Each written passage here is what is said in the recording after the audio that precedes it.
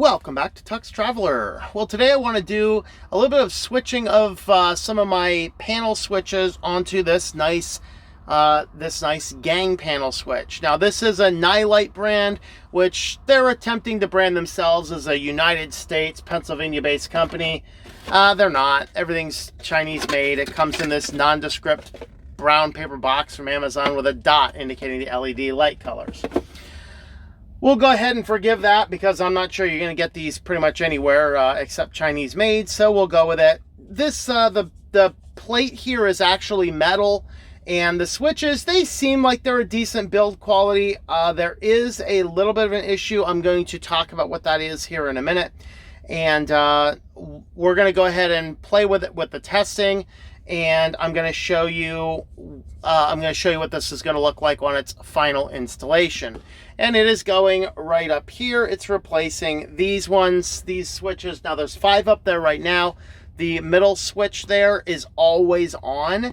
And so I'm pulling that out from being a switch, replacing it with these 4 switches. And then we have a voltage line, we have a USB port, and we have a cigarette lighter adapter plugged into here. This is going to go into my online feed, which contains really only 5 devices. And those 5 devices, these 2, well, 2 of them, you can't see that. 2 of those are 5 volt, 3 amp max. And one of them is 12 volt, 1 amp. The other one is 5 volt, 1 amp. And the other one, I think, is also 12 volt, 1 amp. So this is on a 20 amp fuse, and which is going to give me enough power to charge my external battery here, which draws, by my estimation, 5 amps. So I should be able to be good running everything, still run that, and be good. Now, your downsides of these, the USB ports are completely antiquated, 1 amp and 2.1 amp. Those are old.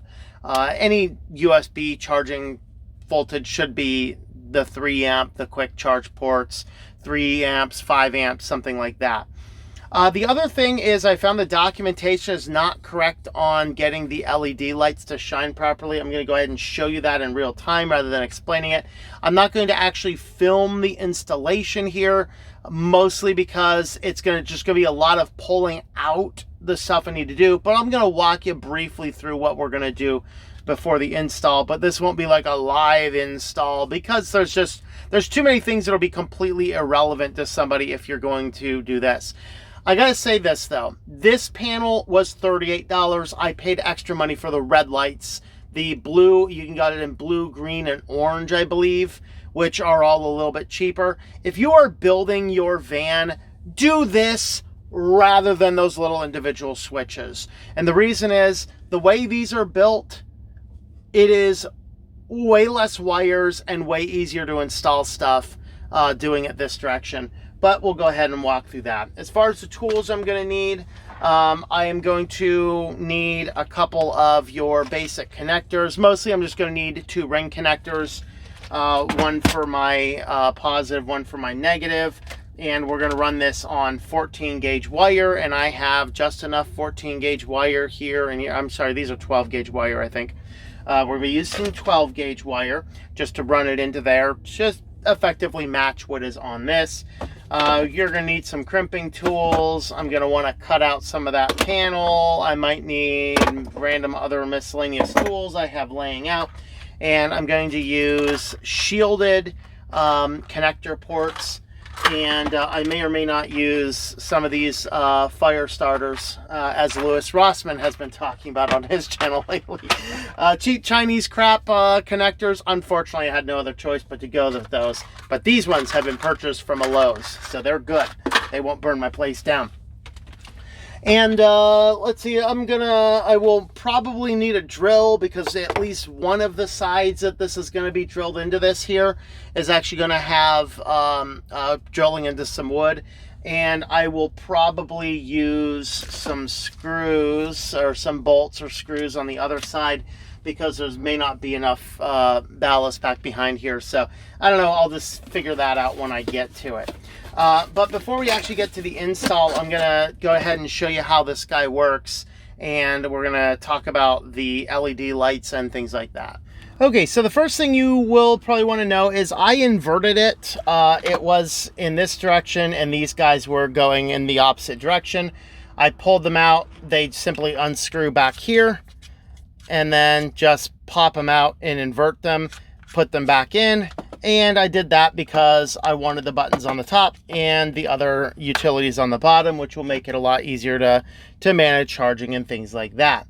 All right, so the other thing is I have seen illustrations of these this direction with these the other way. It doesn't work that way. These can only flip in 180 degrees. They can't do a 90-degree turn.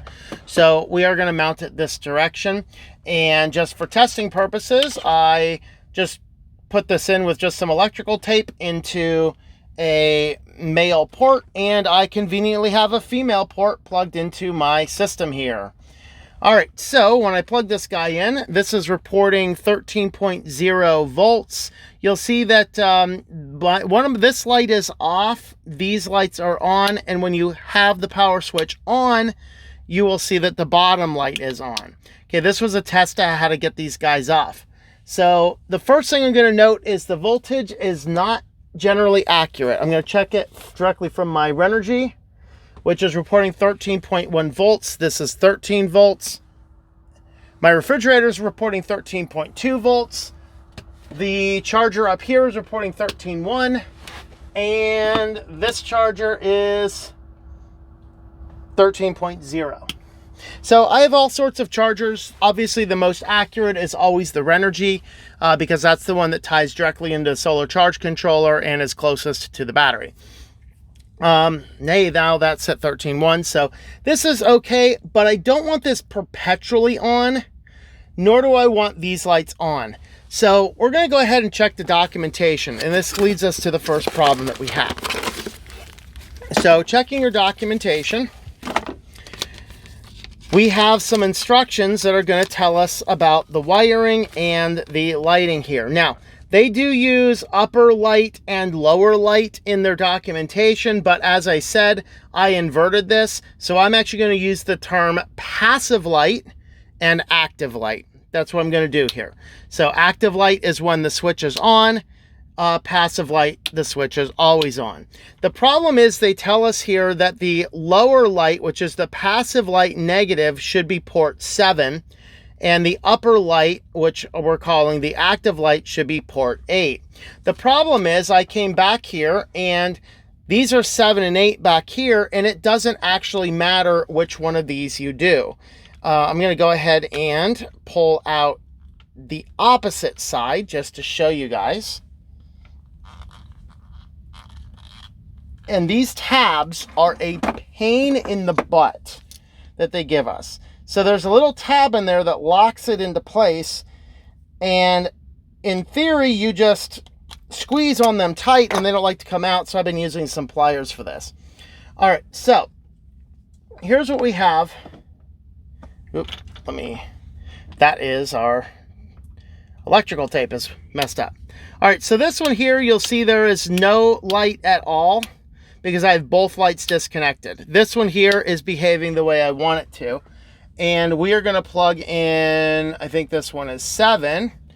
What you'll see is the, on all my testing, I was not having these problems. This is the electrical tape is doing that. So you'll see that I have just one of these plugged in, and you'll notice that the passive light's on. So, okay, I must have it in the wrong one. Oh, accidentally pushed it all the way in. And you'll see putting in the other one, it behaves the same. So the documentation is not correct as to how to get these guys out. So what we're going to do is we're going to actually pull the positive line instead. Now, in theory, if this is wired correctly, pulling either the lower light positive or the lower light negative should turn off that passive light, but it doesn't. But fortunately, pulling out the lower light 6 actually solves our problem. So that is this one here. So if I were to plug this one back in, that light comes back on. So what I need to do is I just simply need to pull all of these. And these are the ones that's actually turning that upper light on. Okay, so those are all undone. So now we're going to go ahead and plug this guy back into my system. Okay. And now you'll see that those are on when they're on and they're off when they're off, and that's the way I want it. Now the last thing I want to actually do is I do not want the voltameter on at all times. And so what I'm going to do is I'm going to tie the voltameter to the second switch, not the first one. The first one is my internet line. There's times I run this with low power settings and I don't need any extra power coming on. This one is actually tied to the network switch, which controls the internet on all of the rest of the computers, except for my one media center that operates in low power mode, still accesses the internet without the network switch. So I'm going to actually tie it to this one here. So to do this, what we're going to do is we're just going to pull the positive line from this guy here. And then what we're going to actually do is we're going to run a positive line from that one. And hopefully I can actually pull this off without tape or anything. And we're going to run it up to our active line for switch B. So this guy would turn on the internet. This guy turns on the network switch, and you'll see that turning on the network switch is also going to turn on the voltameter. These guys here are always going to be on regardless, so I can always charge stuff without, but those don't generally draw any significant amount of power. This one might draw a little bit of power because of that little light that's over there, but I don't think I'm going to worry about that one. The voltameter I'm going to keep off when this switch is off for the simple matter that I just don't need this light on 24/7. This one here, at least it's covered up behind something, so I don't care as much, and that's probably not going to draw a ton of light. What I could do is I could also tie that to this one as well, but leaving this open is good because it'll allow me to charge something on this thing, slowly trickle charging it over the night. All right, so let me pull this off, and also let me go ahead and test, make sure that the system works. So what I have here is this is a connector that goes to a fan that's down here. And what we're gonna do here is I'm going to connect this to the positive switch up here, and then just manually touch this to the negative, turning this guy on. And I don't think we're going to be able to get down to it, but we got some fan spin down there. Yeah, I don't think you can see that. There's a fan down there that is actually spinning, so this system works fine. So that is all about the system and how I'm going to wire it. And we'll go ahead and get it installed, and then once we have that installed, I'll show you what the handiwork happens to look like. Okay, so this is the spaghetti code that we have going on back down here. And effectively what we are doing is we are replacing these panels, all these switches over here. The yellow lines are the lines that go into the positive line on the device. All the rest of them don't need to be there because one single line is going to take care of all of those. So these are being powered by these bus bars. These are custom built bus bars. I built these with random few components, and they can run a ton of power through them as far as how they are constructed. So basically we are still going to have a few extra lines coming out of each one of them, just not nearly as many as we have. We're going to be able to cut those down. I think this one we're going to cut down to 3 lines coming out. This one I think we're going to cut down to 5 lines coming out, 4 or 5. So we'll figure out what that's going to look like here in a bit. So that is what we're doing there. As far as my upper panels, I also have all these ones up here. We're not changing any of these at this point in time. And those are actually controlled with, I actually have a real bus bar up there for those. But the lower ones we will be taking care of. So hopefully this will be super cleaned up when we get in there. And then the front is going to look a whole lot better. You can see it's broken here a little bit, and that's one of the reasons I wanted to replace them and then just make it look a lot better up here. And who knows, maybe eventually I'll pull this panel off again and realign everything with just the specific panels. And if I do that, I'm going to get some more gang switch panels for the top, just to get, boom, 4 solid panels up here. And hey, that'd be good. So let's go ahead and see what I can do here. All right, so here's the new panel. It's actually charging. I burnt out my entire headlamp. And so the headlamp's charging off of the new charging port there. See, my voltage is there, and I tested the 12 volt socket there, which actually worked out very well. I just tested it out just to plug in really quick my battery there. So I have my 4 switches here, and so this one is my main internet, this one is my network switch, this is my NAS, which I've already turned off, so I can switch off now. And this is my last one, which I have a purpose for that. Now, the one thing I did not anticipate needing is a Swiss Army knife. Slightly bent the saw blade a little bit. I actually had to move the inverter switch. I need to move that over about 1 inch because I was expecting to be able to run this over, but the board that I have in here holding up this part of the frame is, it's like 2 inches, or it's an inch and a half long, I think. It extends right out, actually right out to about here.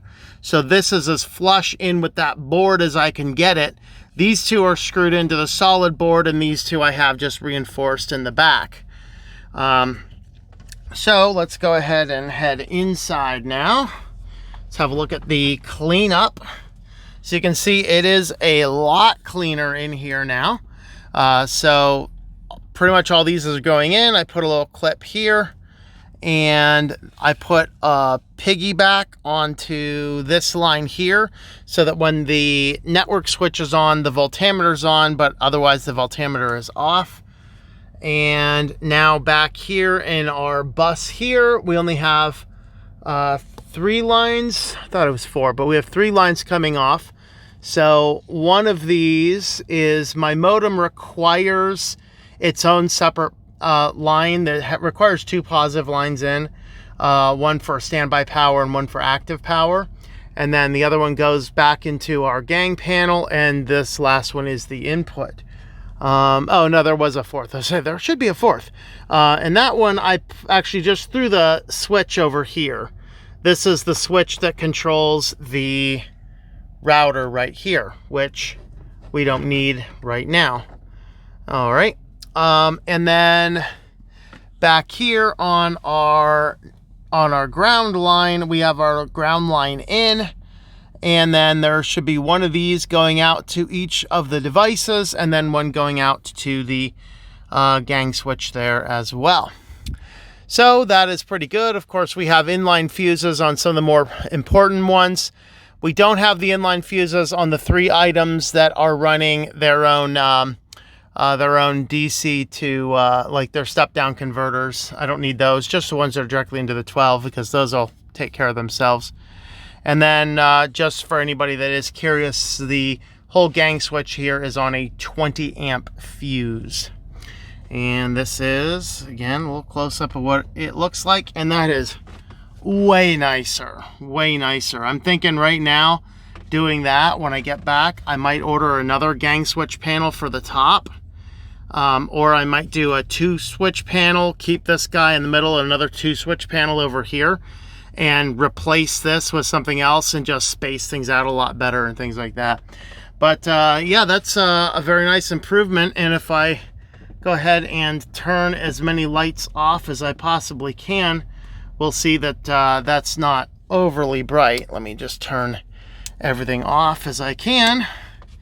There you have it. So